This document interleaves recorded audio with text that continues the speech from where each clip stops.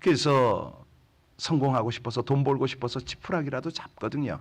그때 복음을 던지면 예수가 돈 벌어준 줄 알고 예수가 성공하는 줄 알고 확 와요.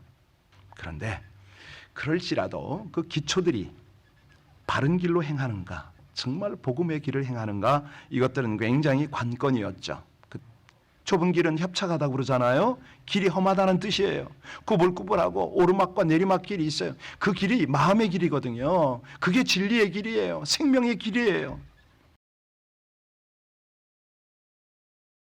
예레미야 애가입니다. 1장 18절로 마지막 22절까지입니다. 예레미야 애가 구약성경 1143쪽 1장 18절부터 함께 읽겠습니다. 여호와는 의로우시도다. 그러나 내가 그의 명령을 거역하였도다. 너희 모든 백성들아 내 말을 듣고 내 고통을 볼지어다. 나의 처녀들과 나의 청년들이 사로잡혀 갔도다. 내가 내 사랑하는 자들을 불렀으나 그들은 나를 속였으며 나의 제사장들과 장로들은 그들의 목숨을 회복시킬 그들의 양식을 구하다가 성 가운데서 기절하였도다. 여호와여 보시옵소서. 내가 환난을 당하여 나의 애를 다 태우고 나의 마음이 상하오니 나의 반역이 심히 큰 이니이다. 밖에서는 칼이 내 아들을 빼앗아가고 집안에서는 죽음 같은 것이 있나이다. 그들이 내가 탄식하는 것을 들었으나 나를 위로하는 자가 없으며 나의 모든 원수들은 내가 재난당하는 것을 듣고 주께서 이렇게 행하신 것을 기뻐하나이다. 그러나 주께서 그 선포하신 날을 이루게 하셔서 그들이 나와 같이 되게 하소서. 그들의 모든 악을 주 앞에 가지고 오게 하시고 나의 모든 죄악들로 말미암아 내게 행하신 것 같이 그들에게 행하옵소서. 나의 탄식이 많고 나의 마음이 병들었나이다. 아멘. 지난 3일 날 한국에서는 굉장히 큰 행사가 벌어졌는데 아시나요? 상암 경기장에서 빌리 그레함 전도대 50주년 행사를 했어요. 10만 명이 모였습니다. 그래서 그 모습을 이렇게 보는데 제가 어제하고 오늘하고 이렇게 이틀을 오늘이 아니죠. 어젯밤 늦게까지 봤군요. 그걸 보는데 너무너무 감동적인 거예요. 그 한국에 뭐 정계는 물론이고 교계 많은 분들이 소위 말하는 그 원로들이죠. 이분들이 다 나와서 함께 찬양하고 말씀을 나누고 또 합심으로 기도를 하는데 가슴이 찡하더라고요. 오정현 목사님이 아마 피날레를 한 것 같은데 통성기도 2가지 제목을 놓고 마무리를 한 것 같아요. 그 제목의 내용이 뭐냐면 온 교회들이 하나 되게 하소서, 그리고 제2의 부흥을 허락하소서. 이 2가지 기도 제목을 내놓고 막 기도를 하는데 아주 그 인상 깊었던 게 스탠드에 앉았던 모든 관객 여러분 힘들겠지만 그 자리에서 무릎을 꿇고 기도합시다. 그런데 다 들어요. 그 양복과 정말 나름대로 폼이라고 그럴까요? 아주 그 자세가 있던 분들이 함께 다 무릎을 꿇고 기도하는데 제 마음 가운데 감격이 있는 거예요. 하나님 보시겠구나. 하나님 들으시겠구나. 예, 이 시대에 우리 한국 교회가 다시 한번 살아날 수도 있네. 이런 소망이 생겨서 제가 밤에 잠을 제대로 못 잤어요. 저도 그냥 저절로 기도가 되더라고. 내가 이러면 안 되지. 나도 기도해야지. 무릎을 꿇어야지. 이제 이런 상황이 됐었는데요. 그렇습니다. 우리 하나님께서는 역사와 모든 시대 상황을 통해서 하나님의 사람들을 일으키고 깨우고 그 길을 이끌어 가거든요. 경기지사인가요? 한 사람이 나와서 그래요. 50년 전 여의도에서 300만이 모여 집회를 할 때 자기는 청계천 판자촌에 살았고 차비가 없어서 걸어서 여의도까지 갔던 기억이 납니다. 가슴을 뻥 치더라고요. 저거지. 사실은 그 시절에는 우리가 가난했어요. 사는 글쎄 좀 제대로 사는 사람이 얼마나 됐을까요? 다들 그렇게 어렵게 살았는데 그 선교라는 게 사실은 보면은 항상 도시 변두리 지역에 복음이 빨리 들어갑니다. 왜냐하면 사람들이요 마음이 가난해야 삶이 아주 팍팍해야 뭔가를 의지하잖아요. 그래서 성공하고 싶어서 돈 벌고 싶어서 지푸라기라도 잡거든요. 그때 복음을 던지면 예수가 돈 벌어준 줄 알고 예수가 성공하는 줄 알고 확 와요. 이게 우리 70년대 한국의 실정이었습니다. 그때 아주 급속도의 부흥이 일어났고요. 80년대까지는 교회 문만 십자가만 달면 그냥 다들 교회들이 성장을 하던 그런 시기가 있었습니다. 그런데 그럴지라도 그 기초들이 바른 길로 행하는가, 정말 복음의 길을 행하는가, 이것들은 굉장히 관건이었죠. 그때 이단도 많이 생기고 그랬었는데요. 아무리 복음이 들어가더라도 중요한 것은 정말 그리스도인다운 생활입니다. 그 초점이 잘 맞춰줘야 되는데 그분이 예수님이 그 중심에 계셔야 되는 거 아닙니까? 그분을 온전히 붙잡고 따라야 되는데 이게 안 될 때는 아픔이 있는 거죠. 쉽지 않은 거죠. 이제 그거는 뭐 구약이나 신약이나 또 앞으로 오는 세대도 똑같습니다. 우린 예레미야의 그 애가를 보고 있습니다. 이 슬픈 노래 어떤 상황에서 불렀다고 그랬죠? 예루살렘 성이 피폐화가 되고 완전 폐허가 된 거예요. 아이들이 포로로 끌려가고 이게 뭐 도대체 먹고 사는 건지 죽지 못해 사는 건지 그런 상황입니다. 우리가 아는 애가는 히브리 말로는 에카하 그럽니다. 에카. 우리 말로는 이 애라는 의미 좀 비슷한데요. 슬프다 이렇게 번역이 돼 있잖아요. 에카. 정확하게 표현하면은 어찌하여 오호라 뭐 이런 뜻이에요. 아니 그냥 우리 한국식으로 탁 와 닿으려면 아이고 뭐 이런 겁니다. 아이고 아주 그냥 이 그냥 한에서 나오는 그런 슬픈 탄식인 거죠. 기가 막혀서 어찌할 줄을 모르는 거예요. 그 상암 경기장에서 6월 3일 날 50주년 그 행사를 프랭클린 그레함이죠. 빌리 그레함 목사님의 아들이 나와서 이제 메시지를 했는데 그 당시에 그 가난한 모습이었으면 얼마나 좋았을까. 이 시대가 너무 부요하니까 뭐 예레미야 때나 그 70년대나 다들 그랬잖아요. 그런데 지금 시대는 너무 풍성해서 야단이에요. 너무 넘쳐서 이게 이제 슬픔이 돼서 그 자리에서 함께 터져 나온 것 같은데 이 예레미야는 폐허로 변해버린 예루살렘 성을 바라보면서 하염없이 울어요. 그리고 그 울음 속에 이방인들이 예레미야 곁을 지나가면서 이 망연자실한 예레미야를 향하여 바라보면서 한마디 합니다. 비웃어요. 그러니까 예레미야가 속이 터지는 거야. 지금 나는 하나님의 백성을 바라보고 하나님의 마음 때문에 이렇게 애절한데 아니 하나님과 관계도 없고 우리를 이처럼 핍박하는 너희들이 어쩌자고 이렇게 또 조소까지 보내느냐? 아니 너희들은 괜찮을 것 같으냐? 제발 좀 정신 차려라. 이 폐허가 결국은 너희들에게 돌아갈 텐데 라는 그러니까 참 이 예레미야는요 그 눈물의 의미가 저 같은 영성, 영감 떨어지는 목사에게는 엄청난 도전이에요.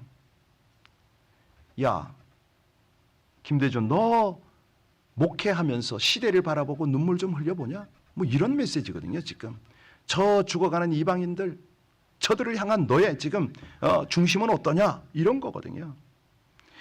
자, 이 유다 멸망을 바라보면서 그 죄악을 해결하지 못하면 이 시대와 민족을 초월해서 하나님에 의한 심판 이거는요 규정사실이잖아요.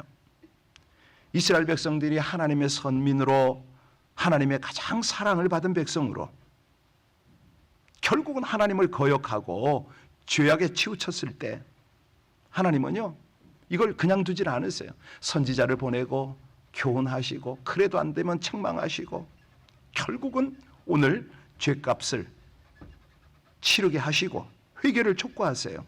그런데 안 되니까 진노를 쏟으십니다. 이게 사랑받는 이방인 아니 이스라엘 백성들을 향한 유다 백성들을 향한 하나님의 메시지인데 이방인들이 괜찮겠냐 이거죠. 자, 오늘 18절을 들어가면 아주 짧고도 강한 교훈이 우리의 영혼을 때립니다. 같이 읽겠습니다. 여호와는 의로우시다다. 그러나 내가 그의 명령을 거역하였도다. 너희 모든 백성들아 내 말을 듣고 내 고통을 볼지어다. 나의 처녀들과 나의 청년들이 사로잡혀 갔도다. 첫 마디가 어떻게 시작이 돼요? 여호와는 의로우시도다. 여러분, 이거요 그냥 읽으면 안 돼요. 지금 예를 들어서 그런 겁니다. 저 북한 땅에 예수 믿다가 잡혀가서 강제 수용소에서 그렇게 노동을 하고, 심지어는요 이 용광로 앞에서 일하는 사람들 많다고 그러죠. 그러면 이 사람들은 쪼그라든답니다. 수분이 공급이 안 되는 상태에서 뜨거운 곳에서 일을 하니까 온갖 피땀 같은 것을 흘려요. 영양은 공급 안 되지. 그러니까 정상적 사람이 없다는 거예요. 여러분, 이런 상황에서 그 모습을 바라보고 여러분들은 하나님은 의로우시도다 이런 말 할 수 있겠어요? 뭐 그것까지 비교되지는 않지만 예레미야는 지금 너무너무 애타는 거예요. 그런데 그 피눈물 나는 현장에서 여호와는 의로우시도다? 하나님 지나치십니다. 하나님 무력하신 거 아닙니까? 이방 민족에게 우리가 이렇게 짓밟히고 시달리는데 그냥 가만히 계시는 거 이건 아니죠. 하나님 믿기 어렵습니다. 이 말을 할 만한데 여호와는 의로우시도다. 여호와는 의로우시도다.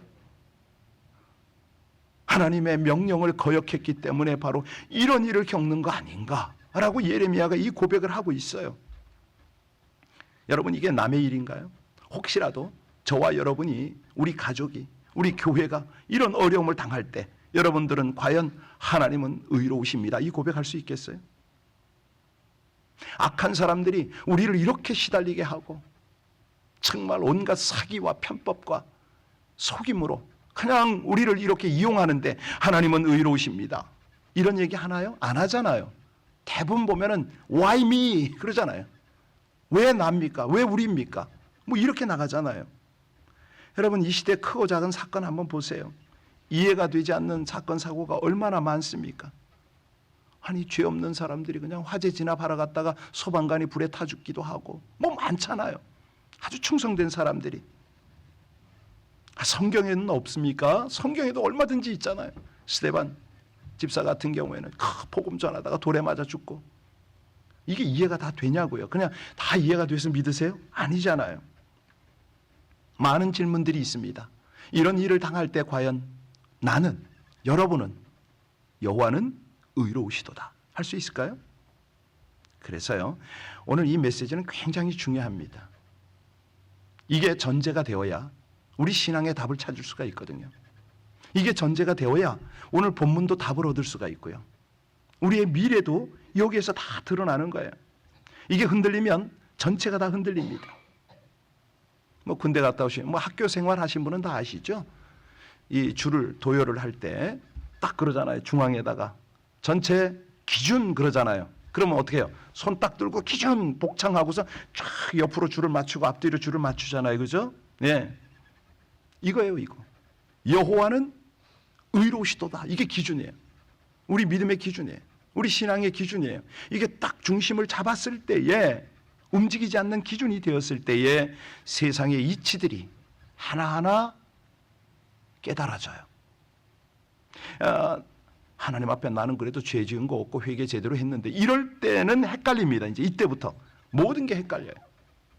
욥이 그랬었고요. 오늘 18절 다시 볼까요? 예레미야가 여호와는 의로우시도다. 그러나 내가 어떻게 했다? 그의 명령을, 예레미야가 아니에요. 유다 백성들이에요. 유다 백성들이 거역을 했는데 내가 거역을 했다고 나옵니다. 너희가 그 명령을 거역하였도다 이 소리를 하질 않아요. 내가 그 명령을 거역하였도다. 예레미야 명령 거역한 적 없어요. 내가 너를 누구에게 보내든지 너는 가며 내가 내게 무엇을 명령하든지 너는 말할지니라. 예레미야 1장에 그렇게 말씀하셨거든요. 하나님이 예레미야에게 시켜서 하는 거예요. 말씀을 따라 열심히 전했어요. 하나님의 명령을 거역한 건 왕이고 그의 백성들이었단 말이죠. 그래서 예레미야는 여호와는 의로우시도다. 그런데 너희가 그의 명령을 거역하였도다. 이렇게 해야 마땅해요. 그런데 내가 그 명령을 그렇습니다. 이거는 여러분 이걸 쉽게 이해하려면 이렇게 이해하시면 되겠어요. 신들러 리스트라고 영화 보셨나요? 거기 보면은 신들러가 최선을 다해서 유대인을 돕습니다. 돈 벌어서 그냥 유대인들을 다 빼와요. 수용소에서 빼오고 붙잡혀가는 사람 빼오고. 이 독일이 패망을 하고 신들러가 피신을 하게 됐을 때 그가 가지고 있던 자동차하고 몇 가지 집기를 바라보면서 그런 말을 하잖아요. 내가 그때 저거 팔았더라면 몇 명은 더 살렸을 텐데. 영화 마무리가 그렇게 돼요. 아주 인상적이에요. 그런 겁니다. 여러분, 이 세상에 부끄러운 일이 얼마나 많이 일어납니까? 교회 안에는 없습니까? 별의별 일 다 많아요. 그럴 때 우리는 그럽니다. 어쩌다가 이 세상이 이 지경이 되었는가? 탄식을 하고 누구 때문에, 저 인간 때문에 별소리를 다 하잖아요. 그런데 오늘 하나님은 예레미야를 통해서 우리에게 뭐라고 부탁해요? 하나님은 그렇지요. 그리고 저들의 잘못이 곧 딱 그러면 돼요. 그때부터 역사가 일어나는 거예요. 여러분 20절 한번 보실래요? 20절 21절까지 한번 봅니다. 여호와여 보시옵소서. 내가 환난을 당하여 나의 애를 다 태우고 나의 마음이 상하오니 나의 반역이 심히 큰 힘이이다. 밖에서는 칼이 내 아들을 빼앗아가고 집안에서는 죽음 같은 것이 있나이다. 그들이 내가 탄식하는 것을 들었으나 나를 위로하는 자가 없으며 나의 모든 원수들은 내가 재난당하는 것을 듣고 주께서 이렇게 행하신 것을 기뻐하나이다. 그러나 주께서 그 선포하신 날을 이루게 하셔서 그들이 나와 같이 되게 하소서. 20절 앞에도 보면은 나의 반역이 심히 어떻게 돼요? 중간에 보세요. 나의 반역이 심히 크다고. 21절에도 보면 나의 모든 죄악들로 말미암아 내게 행하신 것 같이. 아니 모두의 죄를 자기 죄로 인정합니다. 그러니까 이게 어떤 특징이에요? 눈물이 날 수밖에 없죠. 그렇잖아요. 애절한 거예요. 그리고 무엇보다도 호소가 진실해져요. 아시겠죠? 이거를 뭐라고 그런다고요? 동일성 회개다 이렇게 말합니다. 뭐라고요? 그의 죄가 내 죄인 걸로. 이때요 하나님 마음 움직이는 거 아세요? 하나님 저 인간 때문에 제가 이렇게 힘들어요 해보면 그럼 어떻게 될까요? 얘야 조금 더 기도해야겠구나. 얘야 조금 더 애절할 때까지, 하나님의 마음을 헤아릴 때까지 하나님이 기다릴 수밖에 없잖아요. 그거예요. 20절을요 표준 새 번역이 뭐라고 번역을 하냐면, 주님 나의 절망을 살펴주십시오. 애간장이 다 녹습니다. 내가 주님을 얼마나 자주 거역하였는가를 생각하면 심장이 터질 것 같이 아픕니다. 내가 주님을 얼마나 자주 거역했던가를 생각하면 심장이 터질 것 같이 아픕니다. 여러분 이거 혹시 한 번이라도 이런 기도 해보셨나요? 이거예요. 이거. 이러면 우리가 새벽에 기도를 하든 금요일 기도를 하든 홀로 기도하든 여러분 눈가가 촉촉히 젖을 거예요. 그럴 때예요 하나님의 은혜가 얼마나 강하게 밀려오는지 아세요? 그런 경험을 하셔야 돼요. 특별히 새벽 제단을 쌓는 여러분들은 정말 주님과의 이런 깊은 관계 속에 기도가 드려져야 됩니다. 상대를 보면서 나를 살피는 거죠. 상대가 그렇게 함부로 말하고 행동하는 걸 보면서 내가 내 모습이 아닌가? 하나님께서 저를 통해서 나에게 주는 메시지는 뭔가 계속 점검하는 거죠. 그러다가 이것저것 이게 다 깨달아지지 않고 그럴 때는 하나님 내 심정이 상합니다. 여러분 이거 심장 질환 알아보신 분들은 알겠지만요, 심장 아픈 게 얼마나 아픈지 아시잖아요. 모르시겠네. 그렇습니다. 아주 그냥 이 면도날로 생사를 그냥 가르는 것 같이 아프다고 그러잖아요. 세상에 아픈 것 좋아하는 사람 하나도 없습니다. 그런데요, 필요한 아픔이 있는 거 아시죠? 이 아이를 낳을 때 진통이 있어야 아이를 사랑하잖아요. 네, 끝까지 가장 자기 피부치료 생각을 하잖아요. 주사 맞을 때 아프죠. 그래야 병이 낫지요. 예, 여러분 애들이 자랄 때요, 쑥쑥 자랄 때 그냥 자라나요? 아니에요. 성장통이라는 거를 얘들이 알아요. 왜냐하면 근육마디가 쑥쑥 자라니까 아플 수밖에 없거든요. 예, 어떤 조직과 나라도 마찬가지입니다. 특별히 교회는 더할 것도 없어요. 교회가 아프잖아요. 성장통이에요. 그런데 이 성장통을 겪지 않으려고 그냥 온갖 모습을 다 취하잖아요.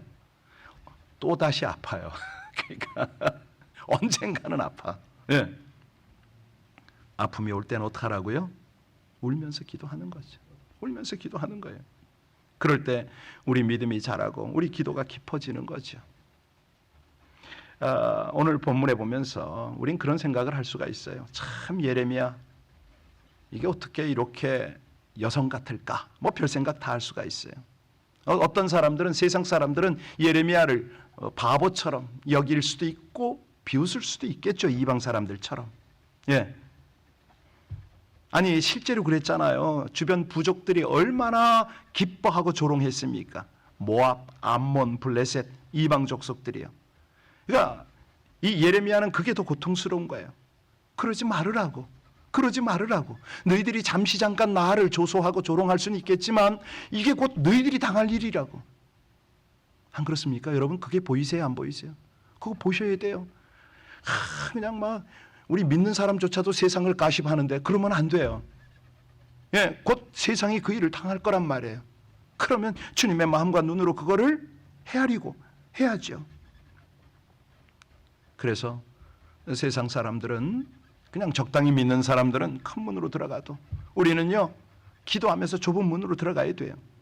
예, 주변의 모든 사람들이 그 넓은 길을 찾아도 우리는요 비웃음 소리를 들어도 그냥 그 길을 가야 돼요. 외롭고 힘들어도 포기할 수 없어요. 좁은 길은 협착하다고 그러잖아요. 길이 험하다는 뜻이에요. 꾸불꾸불하고 오르막과 내리막길이 있어요. 그 길이 마음의 길이거든요. 그게 진리의 길이에요. 생명의 길이에요. 예수님은 그 길은 협착하다 못을 박아 놓으셨어요. 아무리 넓게 가려고 해도 그게 쉽지가 않아요. 21절 중반절에 한번 보세요. 나의 모든 원수들은 내가 이렇게 재난당하는 것을 듣고 주께서 이렇게 행하신 것을 기뻐하나이다. 아니 남이 재난당하면 남이 푹 넘어지면 깔깔대리고 웃나요? 아니죠.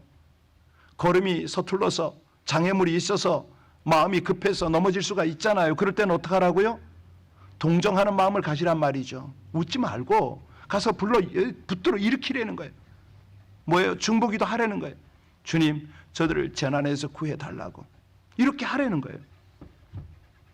오늘 마무리가 기도로 맞춰졌는데요. 기도에는 여러 종류가 있죠. 간절히 구하는 간구의 기도가 있고요.